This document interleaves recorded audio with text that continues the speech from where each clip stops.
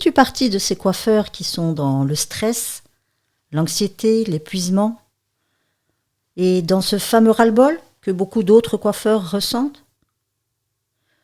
Dans notre métier, on se dévoue corps et âme avec nos clientes. Alors on écoute leurs malheurs, on les accompagne à travers des transformations et puis des attentes parfois, reconnaissez-le, assez irréalistes.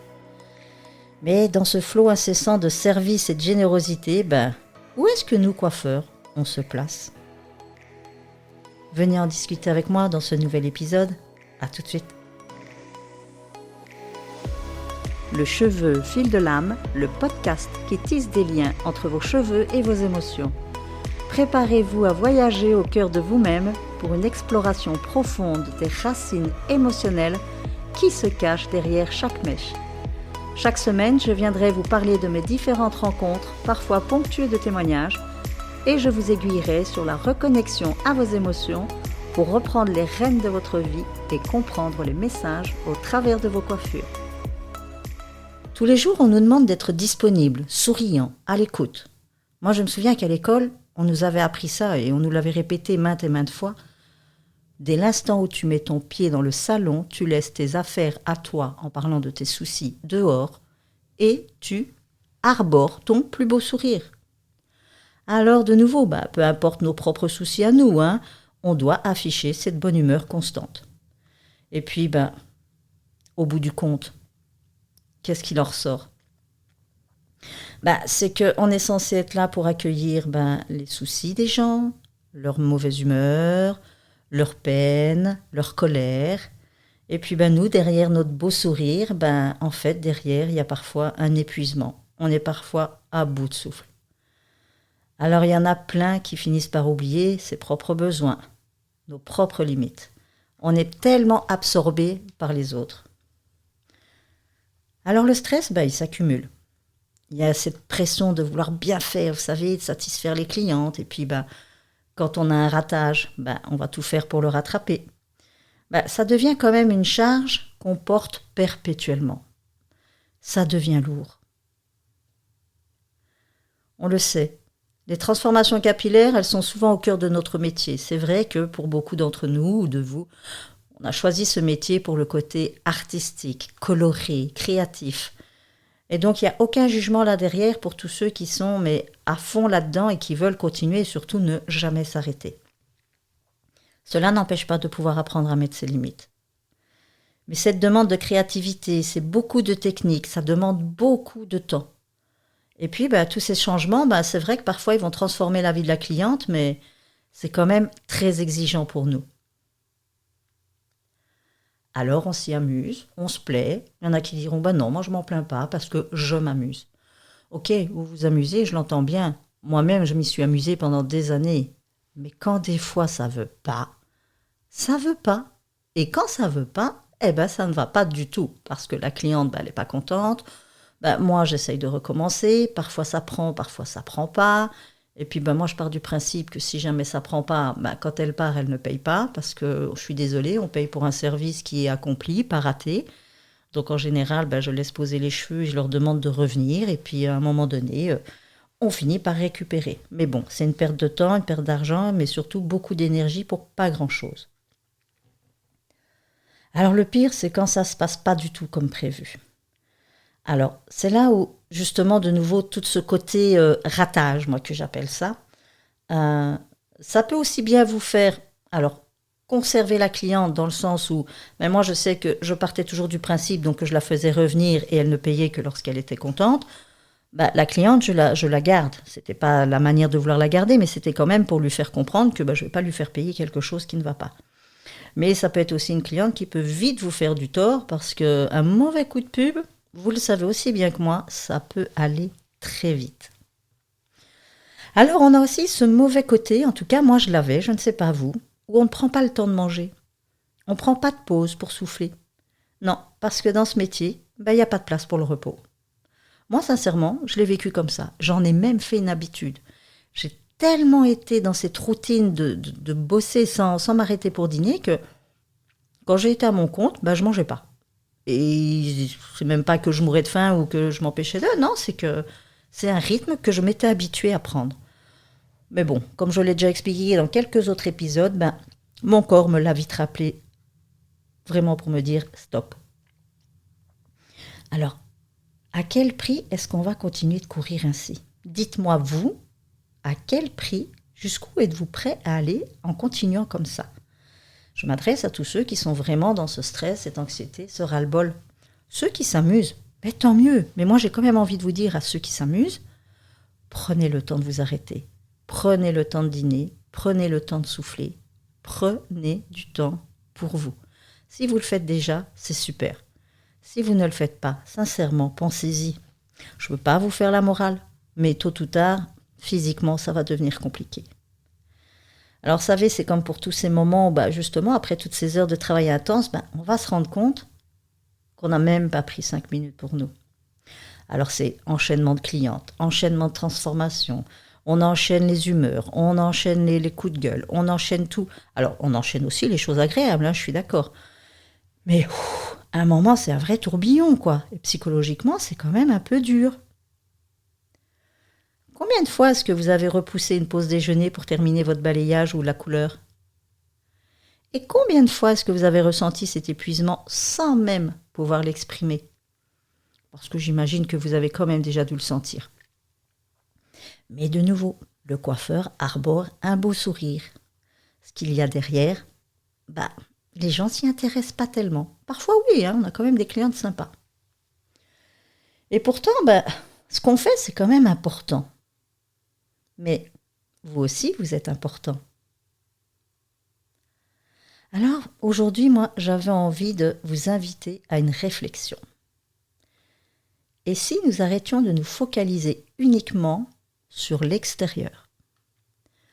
Si au lieu de courir après toutes ces transformations sans fin, on revenait à l'essence de ce que l'on fait. On n'est pas seulement là pour transformer par une coupe de cheveux, par une coloration, par des mèches ou que sais-je. On est là pour accompagner des êtres humains. On est là pour les aider à se reconnecter à eux-mêmes. Alors, comment on peut faire cela si on ne s'écoute déjà pas soi-même? Ok, il y a des clientes qui vont venir chez vous simplement pour l'apparence, et c'est ok. Je pense que ce soit vous, moi, qui que ce soit, en tant que coiffeur, coiffeuse, vous savez dans quelle dynamique vous avancez. Donc ce genre de commentaires que je vous fais actuellement, ça va parler à certains, ça ne parlera pas du tout à d'autres, ça va peut-être même en faire sourire, rigoler, ou je ne vais pas dire en colère, mais en tout cas qui vont se dire, mais enfin, c'est quoi ces bêtises? Simplement, ça touchera qui ça doit toucher. Moi, personnellement, 40 années de coiffure, je suis passée vraiment par tous ces stades-là, où j'ai beaucoup couru, où je me suis beaucoup effacée pour les clientes, et où je n'ai pas du tout écouté mon corps ni mes besoins. Mais à un moment donné, ça nous rattrape. Alors, je sais que dans notre métier, c'est pas facile de dire non. Derrière, il y a beaucoup d'enjeux, et bien souvent financiers. Alors, on a tellement envie de faire plaisir aussi. On veut faire satisfaire toutes les clientes. Et puis en plus, on a tellement envie d'être parfait. Mais dire non, je vous assure que vraiment, c'est pas un signe de faiblesse. Au contraire. Dire non, c'est apprendre à poser des limites pour mieux se respecter. C'est reconnaître que nous aussi, on a besoin de pause. On a besoin de moments pour se ressourcer. Et parce que quand on prend soin de nous, on est plus à même de prendre soin de nos clientes. Et quand on accepte de ne pas tout faire et de ne pas tout prendre sur nos épaules, c'est là qu'on va retrouver plus d'énergie et une vraie force en soi. C'est ça, poser ses limites. C'est de savoir où sont ses propres limites dans le sens de est-ce que ça, je peux réellement le faire physiquement ou est-ce que simplement c'est mentalement que je me dis il faut que je le fasse parce que c'est rentabilisant, parce que je veux faire plaisir à la cliente, parce que je ne veux pas la perdre. Mais en fait, on se perd toujours un petit peu plus soi-même derrière chaque acceptation. Alors moi, ce que je vous propose, c'est de ramener un peu plus de conscience dans votre quotidien. Je vous dirais de lever le pied un peu sur ces grandes transformations qui épuisent. Et puis, pourquoi ne pas se recentrer sur l'essentiel? Et pour moi, aujourd'hui, dans le salon, c'est l'être plutôt que le paraître. Parce qu'au fond, ce que l'on fait, c'est pas simplement couper des cheveux ou appliquer des couleurs. C'est quand même bien plus que ça. C'est un accompagnement humain. C'est une connexion profonde avec l'autre. Vous n'êtes pas d'accord avec moi ? Alors de nouveau, peut-être pas avec tout le monde. Il y a des clientes qui vont venir, elles viennent juste pour leur transformation. Elles n'ont même pas envie de parler de la pluie et du beau temps. On y va, je rentre, je ressors, c'est fini, merci, au revoir, à la prochaine. Et c'est OK de nouveau. À vous de voir quel est le style de clientèle que vous avez envie de coiffer. Si pour vous, ce principe est à votre goût, OK, continuez, ça vous regarde. Si d'autres ont envie de quelque chose de plus profond, de plus sincère et de plus humain, peut-être pensez à voir où sont vos limites et commencez à créer cette ambiance que vous avez envie de vivre dans votre salon. Donc pour cela, moi je vous invite à réfléchir à ceci. Si on se mettait moins de pression, si on était moins porté sur les apparences, si on privilégiait plus le lien authentique qu'on crée avec nos clientes, et si, au lieu de courir après la transformation parfaite, on revenait à quelque chose de plus simple et de plus vrai. J'ai envie de dire qu'il est temps de prendre soin de nous et de prendre le temps de nous écouter et de nous respecter. Alors moi, j'ai envie de vous dire que ça fait déjà des années que je pratique comme ça. Alors des années, quelques-unes, où j'en ai eu ras-le-bol de ce côté à la course contre la montre, course contre l'argent, course contre le faire plaisir et ainsi de suite.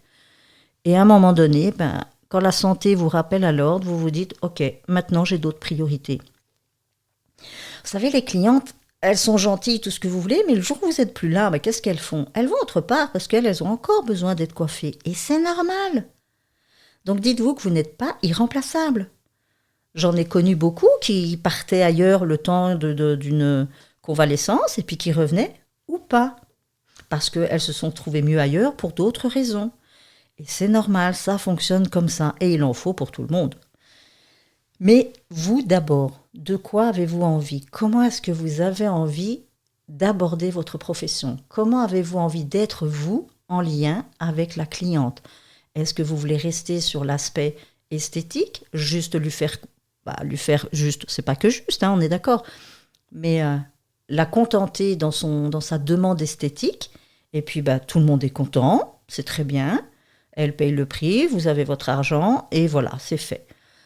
Ou bien vous avez envie aussi de créer du lien. Alors, ceux qui font les colorations n'empêchent pas de créer du lien, entendons-nous bien. Je veux bien qu'on fasse les distinctions de tout ce que je raconte. Mais quand on est à fond dans cette énergie de faire, surtout qu'au jour d'aujourd'hui, quand on voit la mode, à quoi elle est amenée pour les couleurs avec le gris artificiel, moi je le dis, quand je vois, je l'ai encore dit dans l'épisode précédent, quand je vois les transformations que je regarde comme ça sur Instagram ou autre, j'adore. Je vous dis j'adore parce que le côté technique, je le trouve waouh, juste impeccable, je le trouve vraiment impressionnant. Mais alors le cheveu. Moi, il y a une année de ça, quand je me suis rendu compte de ce que je faisais subir aux cheveux, et autant dire à la cliente, je me suis dit, waouh, là, ça me dépasse, je n'ai plus envie. Donc voilà, c'est un choix personnel, chacun le fera le sien, en conscience, en fonction de ce qu'il a envie de faire ou pas. Mais voilà, sans dénigrer la coiffure dans ce qu'elle est, dans son côté artistique, créatif, même poétique. En fait... excusez-moi de le dire, mais vous auriez juste des têtes malléables sur vos tablettes de coiffure. Ce serait pareil si vous êtes juste là pour vous éclater à faire de la couleur, à faire de la transformation. Alors même si vous créez du lien en même temps avec la personne. Mais à un moment donné, c'est quel lien ? Parce que, alors je vais parler pour moi, je ne vais pas dire que c'est le cas de tout le monde, mais quand j'ai commencé justement à créer du lien profond avec les clientes, des choses plus... pas spécialement intimes, mais plus essentielles, je ne sais pas dire. De nouveau, sans jugement, mon envie de transformer déjà n'était plus là, parce que ce n'était plus nécessairement ce qu'elle recherchait. Et puis, en lien avec la coiffure, moi, je vous avais dit aussi dans un autre épisode, je ne coiffe pas en fonction du visagisme, pas du tout. Je coiffe vraiment en fonction des émotions. Donc même une personne, si elle a une morphologie d'une certaine sorte et que le visagisme en lui-même dirait qu'elle ne peut pas avoir cette forme de coiffure, bah, je n'écouterai pas. Moi, je vais faire en fonction de la cliente dans quoi elle se sent bien et comment elle se sent bien. Parce que la coiffure va déjà nous apprendre énormément de choses sur la personne. Dans ce qu'elle vient vous demander, pourquoi cette couleur, pourquoi cette forme, pourquoi cette longueur. Il y a quelque chose qui est là derrière. Il y a quelque chose. Alors souvent inconscient. Mais c'est là où maintenant, moi, je prends le temps avec mes clientes d'en discuter, de voir pourquoi cette coiffure, qu'est-ce qu'elles attendent de la longueur ou du côté court, d'une oreille dégagée ou autre. Et tout ça, ça va créer un lien encore un peu plus fort. Se mettre en confiance aussi bien elle que nous, et puis de pouvoir se dire on part sur quelque chose vraiment d'authentique. On n'est pas dans un magazine à vouloir ressembler à tel ou tel modèle coiffure parce que c'est la mode du moment, mais je pense que respecter la qualité de ses cheveux, c'est aussi se respecter. Alors, de nouveau, ce n'est pas parce que les femmes se décolorent les cheveux qu'elles ne se respectent pas, mais quand même, si on pouvait regarder réellement l'état dans lequel ça les met, je trouve ça un peu dur. Mais voilà, c'est personnel. Alors moi, j'avais envie de vous dire que en retrouvant votre propre équilibre, vous allez être capable de transformer vos clientes de manière donc bien plus profonde. Donc je vous le disais, moi au jour d'aujourd'hui, je ne fais plus que de la coupe, je ne transforme plus les cheveux et je m'en porte moi très bien. Alors vous me direz que financièrement c'est compliqué parce que la coloration c'est ce qui rapporte le plus. Ça dépend parce que moi quand je me focalise maintenant et que je prends le temps de faire que la coupe évidemment a un autre prix. Et puis mes clientes, moi elles restent pas là pendant 2 heures. Donc vous savez quand vous faites une couleur, ce qui se passe, même si vous travaillez seul, parce que j'ai travaillé seul, on ne prend pas qu'une cliente à la fois, parce que quand il y en a une qui vient et qui pose, on sait que pendant qu'elle pose, on va s'occuper de quelqu'un d'autre. Donc sur ce temps-là, la cliente, elle est toute seule. Bon, ok, elle joue sur son téléphone, elle lit un magazine, un bouquin ou quoi, bon, ok. Elle le sait en arrivant. Mais en ne faisant plus de transformation, moi, la cliente, quand elle vient, je suis avec elle du début à la fin. Même mon téléphone, il est sur silencieux et je ne vais écouter les messages que le soir. Donc la cliente, dès l'instant où elle met un pied dans mon salon, elle s'installe, du shampoing jusqu'au séchage, jusqu'à la sortie, elle est restée dans mes mains. Donc là, je crée du lien. Là, je suis vraiment attentionnée. Parce que quand on fait une couleur, puis d'un coup, on va laisser poser, donc on coupe la conversation parce qu'on doit s'occuper de quelqu'un d'autre. Et puis, on n'a pas le temps de créer du lien profond. Alors, on n'est pas tous là pour le faire, je suis d'accord. Moi, c'est vrai que ma philosophie a tourné de plus en plus là-dedans, où j'aime ce moment de partage avec ma cliente. Donc, je n'en reçois qu'une à la fois, ce qui me permet d'être totalement à son écoute. Et ça, je vous assure que ça fait du bien à la cliente. Elle apprécie ce moment-là. Les clientes ne viennent que pour ça, parce qu'elles savent que chez moi, elles n'auront pas de couleur. Donc, si elles en veulent vraiment, elles vont le faire autre part. Et elles viennent chez moi pour la coupe. Donc ça, c'est extraordinaire. Donc, ce lien qui se crée, de nouveau, moi, c'est mon plaisir. Ce n'est peut-être pas celui de tout le monde. Mais mon message aujourd'hui, c'était par rapport à tous ces coiffeurs qui sont vraiment en stress, en anxiété, presque en épuisement. Peut-être de se remettre en question et de se demander c'est quoi l'objectif, c'est quoi vraiment l'intention derrière de continuer la coiffure. Alors je ne vous dis pas d'arrêter, mais de revoir peut-être vos priorités. Si vous vous passiez de la couleur ou si vous vous passiez de tout ce qui est transformation et que vous, par exemple, focalisiez que sur la coupe, dites-vous que toutes les heures, vous prenez quand même une cliente. Donc après, c'est un tarif différent de la coupe, mais ça, c'est à vous de voir pour gérer. Et en même temps, quand on voit l'achat de ces produits, ce que ça coûte, votre marge bénéficiaire, je suis d'accord, en théorie, je dis bien moi à l'époque, c'était du 2,2. Aujourd'hui, je ne sais pas. Vous achetez pour un montant, vous revendez pour un autre, vous avez votre marge bénéficiaire. Mais dans cette marge bénéficiaire, est-ce que vous avez tenu compte de votre état santé, mental, physique, psychologique ? Je ne suis pas sûre. Parce que ça, quand on nous apprend à l'école à faire ces comptes-là, on n'en tient pas compte. Vraiment pas. Ça ne rentre pas dans la balance. Et pourtant, pour vous tous et toutes qui êtes peut-être dans la profession depuis des années, je pense que là, vous pouvez en prendre conscience. Si en tout cas aujourd'hui, je vous l'ai permis, alors je suis contente parce que sincèrement, pensez à vous. Je vous remercie de m'avoir écouté. Et puis, n'hésitez pas à me faire un retour. Moi, j'en serais super contente parce que, sincèrement, j'aime bien de savoir un peu comment ça se passe aujourd'hui dans les salons de coiffure, comment ça se passe à tous les âges, à toutes les générations. Je vous ai dit, moi, 40 ans de coiffure.